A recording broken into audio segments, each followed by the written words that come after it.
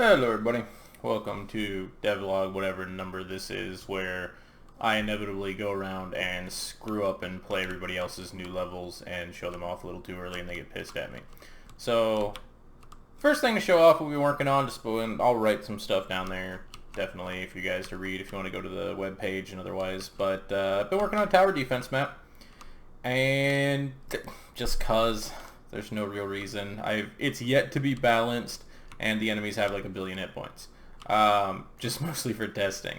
So I mean, it's relatively simple. It's just fun. It's just things that we like to do to have fun. And I've been a big offender of the bonus levels. I need to get back to making some regular levels at some point. But hopefully this doesn't blow my eardrums out this time. So the only ones I've got implemented so far are Fire, Ice, and AOE. And the excuse me, the Sniper is being worked on, and the Poison is being worked on, since they share similarities with the AoE because they're going to be creatures. Yep, I'm going to try to make the Poison spiders, and the Sniper is going to be the grunt guy. So the AoE tower is pretty basic. He just slams his hammer down when they get near him and hurts them. And when he upgrades, he gets bigger and does... The ice doesn't matter, it's just visual. Oh, and if you click them, they turn, which kind of actually sucks when you're going to upgrade with these guys. I didn't really think about that. He's my favorite. So he just has a point blank AoE, and if you hover over, no, okay, well that's something needs to be fixed. There we go. He's doing it. He's not doing it. He's doing it.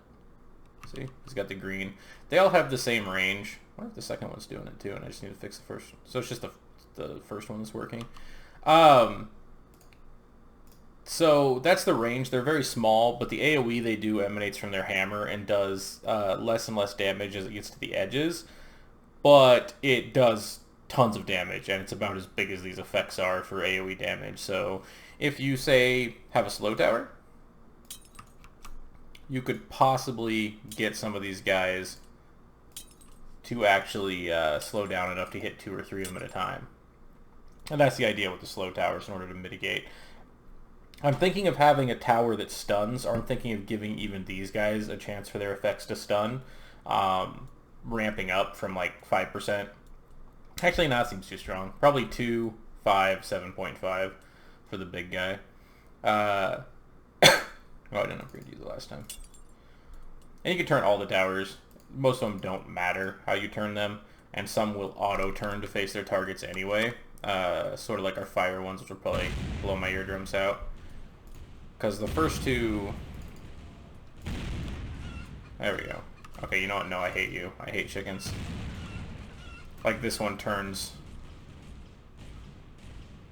It just picks a random mouth, spins at him, and fires, so it gets a little bit wonky sometimes. Yeah, this is going to get hectic real fast with just the towers that I have. Boom, boom, boom. And see, these guys have an inherent 7-second lag time between swings, which allows me to do the DPS a little bit better. They just do more AoE, and more chance to stun. The fire towers are really simple because they just apply a small burn that it's reapplied every time. You can see it by the red. The second level of fire tower actually applies a different burn. See, they have that one. The red swirl is more. And the same thing with the ice towers. The ice tower... Man, shut up. The, See, those two are slowed down together. The other thing I did was I made... excuse me. I made the slow effect stack from one tower to the next. So this one applies a 10%, this one applies a 20, this one applies a 25. If you apply all 3 of these to one wheel, it's going to be a 55% slow. But one of their slows won't stack. And if you notice, the ice tower is creating a swirling vortex. You'll see it when it fires again. Huge range on this sucker. Oh, it did it down here. There it goes. So it creates a swirling vortex that then drops hailstorms. I gotta fix the blue on the hailstorms to more match up with the blue we're using for ice. But that's really about it at the moment. The snipers are just going to be massive damage to one target. The poison towers are going to drop a poison that does damage, just straight up damage over time, with like a 1 damage component on hit. and they do attack random targets, but the random can be the same target. So if they attack the same target, you're basically nerfing yourself. But the level 3 spider will cause the target to have a 25% chance on tick to drop a pool of poison behind them for 5 seconds. Anybody passing through the pool would pick up the poison dot as well. So it would be a really strong turret to place very intermittently, like toward the beginning and the middle, and maybe even one at the end to catch the guys at the end. Excuse me. Sorry about that cough. The chain lightning tower would just bounce between people, which would work really well, and a lot of it will work in conjunction with the slow towers. So fun. And then there's the Scrooge tower, which is going to be the one that just generates coins at the end of every level for you, so you get extra coins. And the bomb tower is going to be a massive AoE tower. It's just going to launch nukes, basically. So yeah, that's about it for this one. I'll probably finish it up by the end of the week, easy enough. What is that? That's the camera. And the controls are locked, like you have the zoom in, so you can only zoom in this far. You can only zoom out this far. The camera angle remains constant for everything but the Z. So you can spin on the Z. And the level will have decorations around the edges and stuff. And you'll only be able to fly up to them. So you'll hit walls. Invisible walls. Always fun. And there'll obviously be a better start mechanism than a button that just says start me. It's a good button. It's very strong. It's a great button. And enemy level types will vary, and it's very easy to make infinite levels. So what we'll do is we'll exhaust the 20 wheels we currently have, and they'll all have... Oh, you didn't really see any of them die. Oh, I didn't show you that part, even though it was in one of my other videos. Let me show that real quick. Tower, defense stuff, enemies. The gopher wheel is so far in my blueprint. I'll have to change it later. Boss control, hit points. Let's make his hit points 400 and watch him die. I still haven't done all the math on doing the actual DPS numbers and stuff, but let's do one of these guys because these guys are great when they kill him.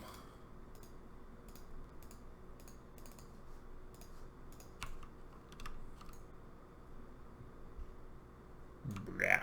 No sound effects on these guys yet, obviously. Otherwise you would have heard them.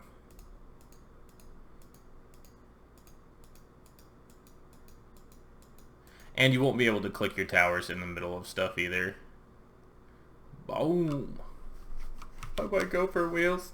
It's going to be a little bit more fun with some of the other wheels that have multiple components as opposed to just one mesh, because they're going to be able to break them up when they actually hit with the center of the explosion. Yeah, he cleared that out. Boom!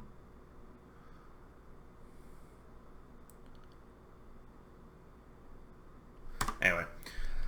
So, yep, that's all fun to do because I got to make a mesh for different enemies. But once we've exhausted all the enemies, like say there's 20 waves, I can just make them bigger, faster, add little effects to them, and that's really easy inside the blueprint mechanism. I can even make it so it adds random effects to them, like, 25% chance to... So I can up all their health by 10 to 15%, and then they could have a chance to spawn little versions of themselves with a quarter of the health when they die that move faster or slower, etc.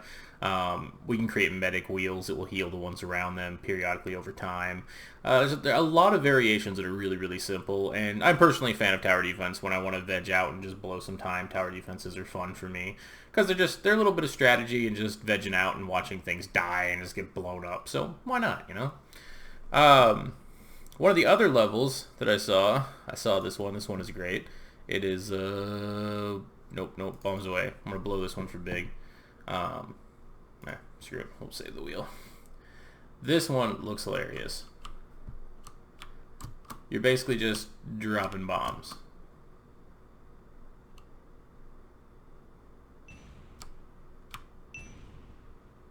Oops, I dropped that one too soon. Get back.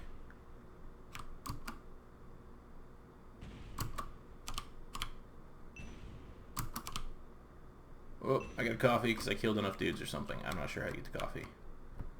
I'm blowing this one. This is Big's baby, I guess. This one's hilarious. Oh, we got this. We got this. We got this. No, I'm not gonna get him. I'm not gonna get him. Come on, come on, come on, come on, come on. No, I failed. Oops. Gotta fix that thing in the middle.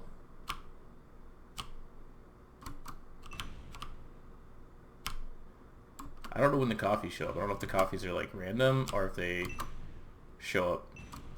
Haha.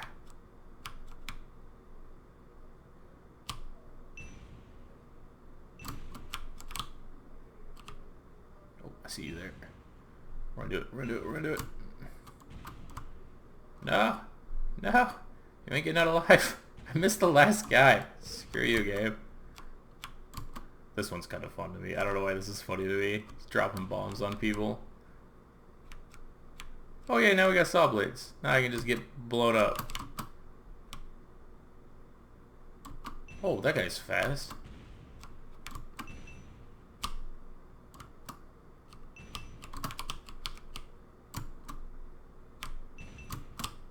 Screw you, saw blade.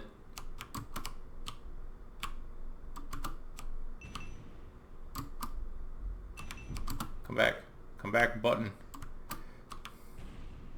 This is gonna be a riveting devlog, guys. I play the game. Alright. And I noticed Ryan had some other ones in here. This is oh, our folder structure's terrible. So this is the epitome. This is like one of the hardest levels we've got right here. This level is intense. You don't know what you're doing. This is an unfinished level. I'm just screwing with him. One of my favorites actually so far is the one that isn't finished yet. It's Bastion, and this one is nuts. This one is extremely stupid. He managed to fit the entirety of the level inside of this not entirety, but most of it inside of this house, with a lot of clever uses of camera angles, etc., traps, tricks. So you've got like this massive level inside of just one little mansion, where you can go, like, you can just end the level immediately if you want to, too, because the ending is just right out in the open. But he's got it so you go in and out and around and down and under and over and blah blah blah, and it's like, holy crap. I'm not gonna play it because I hate it. The other one he's working on looks to be his first hardcore level, as far as I can tell, because it's got lava and a goblin dancing party of complete stupid. This is the dumbest thing ever. I gotta fix these animations for you, but this looks stupid. It's so dumb. Messed up collisions, but these are work in progresses, so yeah. Oh, and of course there's no lighting, so I couldn't see that wall there.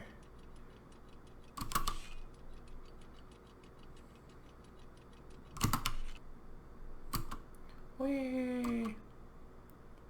I think I'm supposed to fall at one point because I didn't do it the first time. I was supposed to be like right here. There we go.